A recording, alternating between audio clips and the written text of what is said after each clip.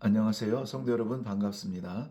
153 성경 통독 오늘은 제 31일차 되는 날입니다. 여호수아서 3장에서 9장까지 읽게 됩니다. 먼저 여호수아서 3장을 펴시고 같이 요점을 나누면 좋겠습니다. 여호수아서 3장에는 드디어 약속의 땅 가나안에 들어서기 전 요단강 앞에 서 있는 이스라엘 백성들을 보게 됩니다. 한 번도 가보지 않은 땅을 가야 하고 한 번도 걷지 않은 그 길을 걸어야 합니다. 어떻게 하면 좋겠습니까? 3절과 4절의 전략을 보면 세상에는 없는 아주 생소한 전략입니다. 먼저 3절에는 지도가 아니라 언약을 따르는 길이어야 합니다. 두 번째는 5절 말씀에 보면 자신을 무장하는 것이 아니라 자신을 성결하게 해야 한다고 합니다.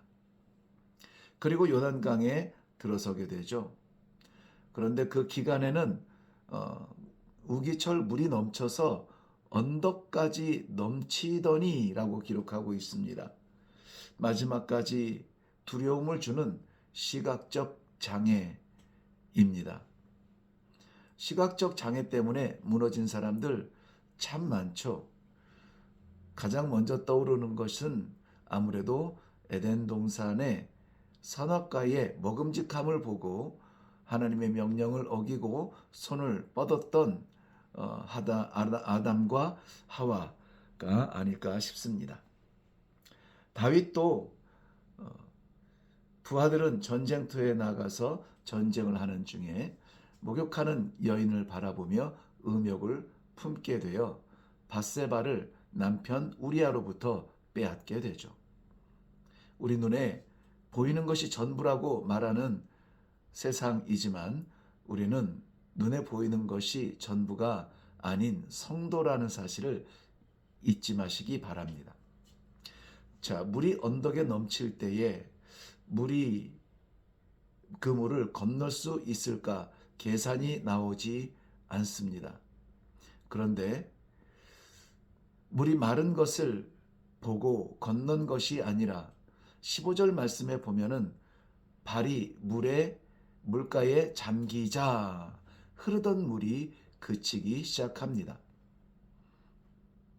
홍해나 요단강을 건너는 기적을 볼 때마다 하는 것이 있는데요. 그것은 바로 두 곳 모두 다 마른 땅을 건넜다는 것입니다. 이건 물이 갈라졌다는 것보다 그건 못지않은 기적 아닙니까? 창조 이래로 드러나 본 적이 없는 바다의 바닥, 강의 바닥을 마른 땅으로 건넜다. 하나님의 섬세하신 은혜가 아닐 수가 없습니다. 그래서 이제 요단강을 건너게 되는데 행군하는 대열을 보면은 가장 앞에는 언약궤가 앞서갑니다. 무장한 군사나 어떤 정탐이 아니고 이미 정탐을 마친 이스라엘은 건너기로 순종하기로 작정한 이후에는 하나님의 말씀이 담겨져 있는 언약궤가 가장 앞장서죠. 그리고 갓 지파와 루벤 지파 그리고 므낫세 반 지파가 요단강 건너기 전 동편에 자리 잡겠다고 하고는 한 약속이 있죠. 이스라엘 백성들이 가나안 온 땅을 차지하기 전까지 자기들이 전쟁에 가장 앞장서서 나아가겠다. 이런 약속을 합니다. 그래서 이 요단강을 건널 때에도 언약궤가 나아가고 그리고 1km 거리를 두고 제일 앞서 나가는 것은 갓 지파, 루벤 지파, 므낫세 반 지파 약 4만 명이 앞장서서 나아갑니다. 그 뒤로 이스라엘 백성들이 대열을 이루어서 나아가게 되는 것이죠. 여호수아서 제4장입니다. 요단강을 건널 때 거기 강 바닥에 있던 돌 12개를 취하는데요. 돌 12개는 12지파를 상징하는 것이죠. 그리고는 그 12돌로 제단을 쌓습니다. 제단은 하나이지만 그러나 그 하나의 제단을 쌓기 위해서 돌 12개가 모여 있듯이 12지파의 연합을 보여주는 모습이죠. 단을 쌓은 이유는 6절에 나오게 되는데요.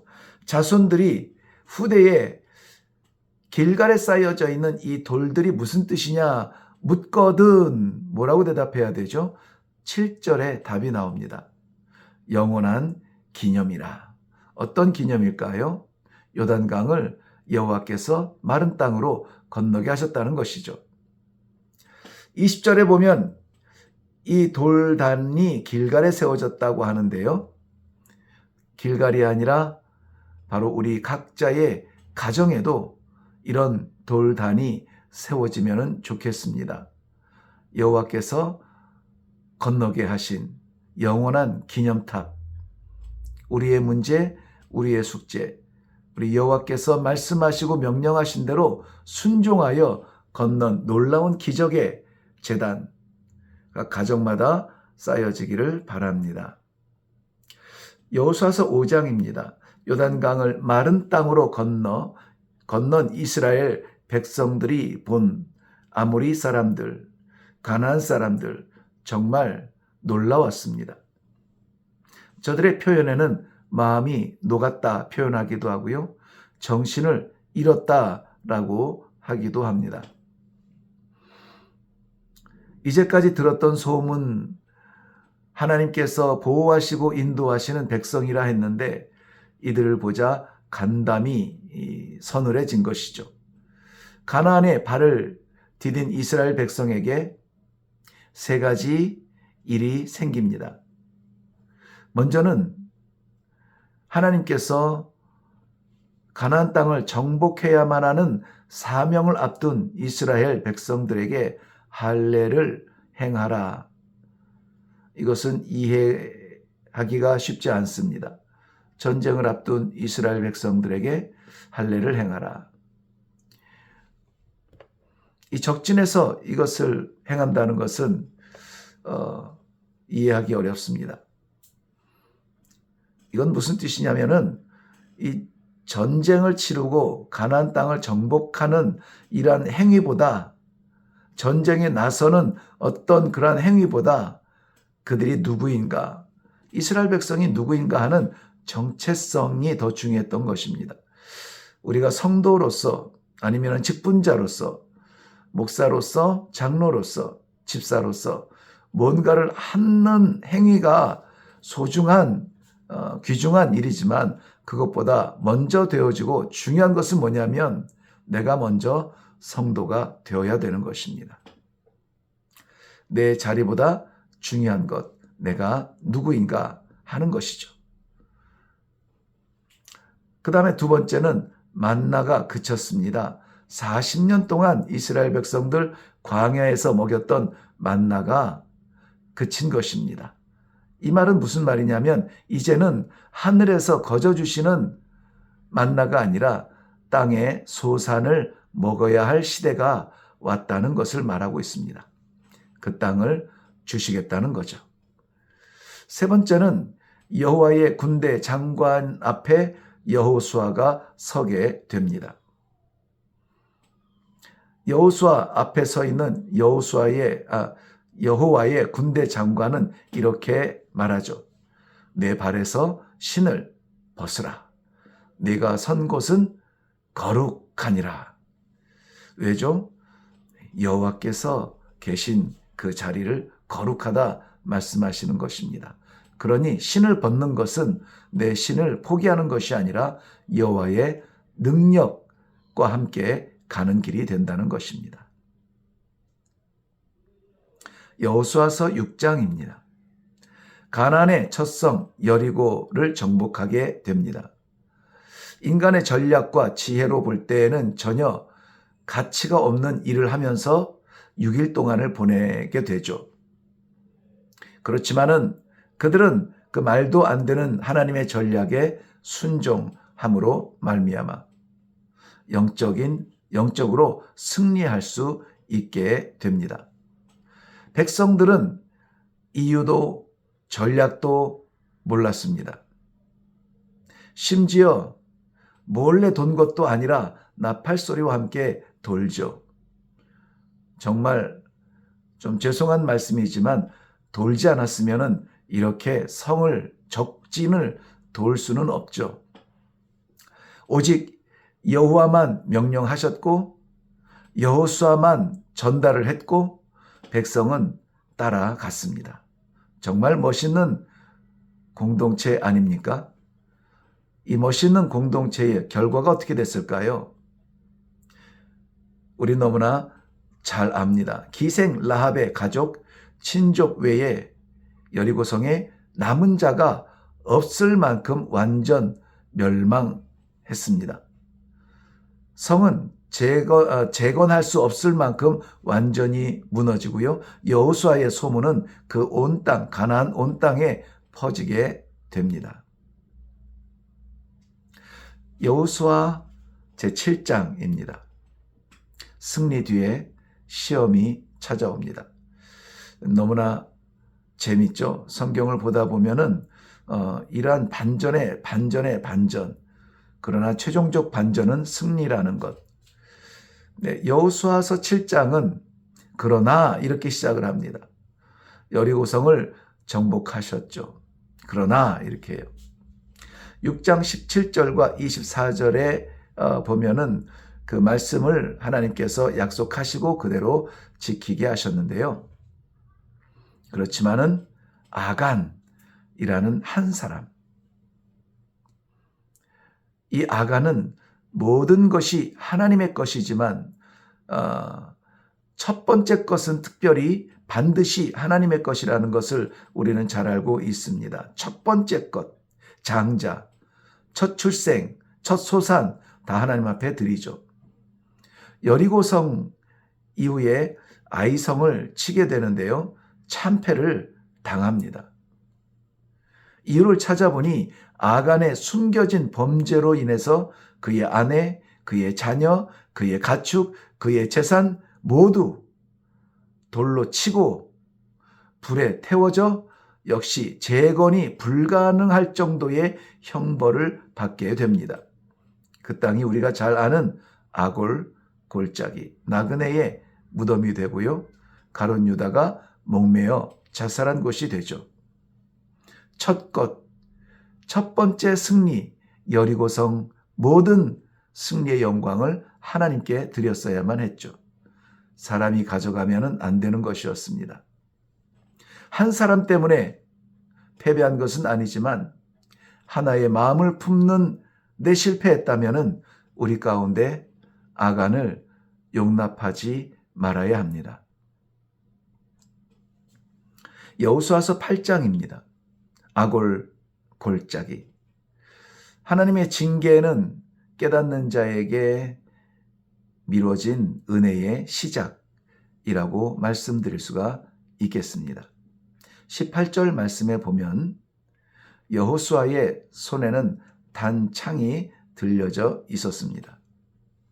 모세는 광야를 인도할 목적으로 지팡이를 잡았습니다. 여호수아에게는 가나안을 정복할 목적으로 단창이 쥐어졌습니다. 그리고 그것을 들어서 아이성을 가리키라, 표적을 삼으라 이렇게 말씀하시죠. 그렇지만은 그 단창은 여호수아의 단창은 아니었습니다. 그의 손에 넘겨주신 여호와가 계셨던 것입니다. 우리의 손에는 무엇이 들려졌나요? 여호와께서 맡기신 것이라면 그것을 인하여서 우리는 나아가 승리하여 정복하고 하나님께 영광을 올릴 수 있을 것입니다. 여호수아서 9장입니다.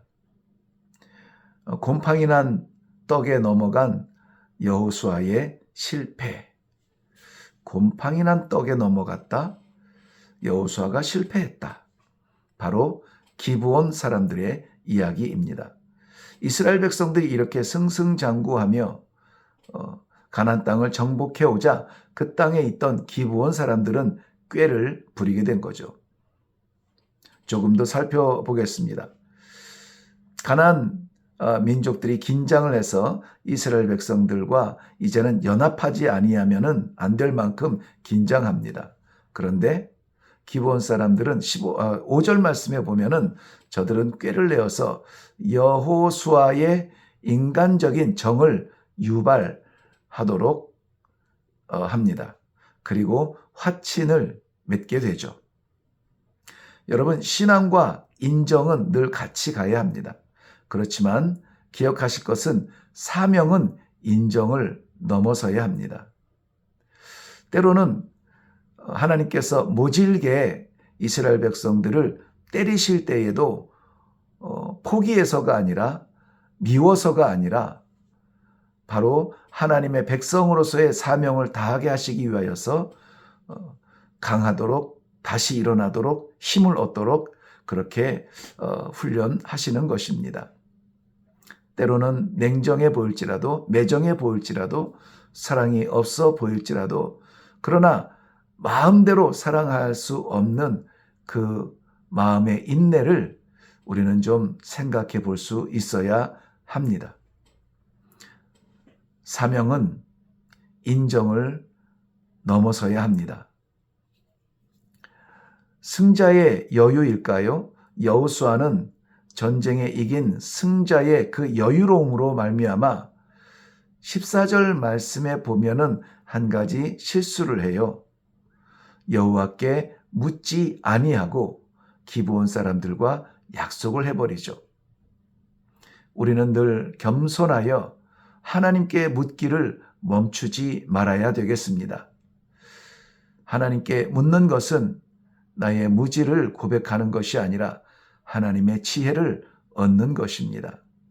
하나님께서 우리 이 시대에 맡기신 사명을 감당하기 위해서는 우리의 얄팍한 인정은 잠시 내려놓아도 유익할 때가 많이 있습니다. 이 기브온 사람과의 이 인정의 매인 언약 때문에 이스라엘 백성들은 끝까지 괴로움을 당하게 되는데요. 여호수아서를 보면서 우리는 그 역사를 들여다볼 수 있게 됩니다. 오늘도 우리는 역시 이렇게 나아가야 합니다. 여호와께 물어보면서 말이죠.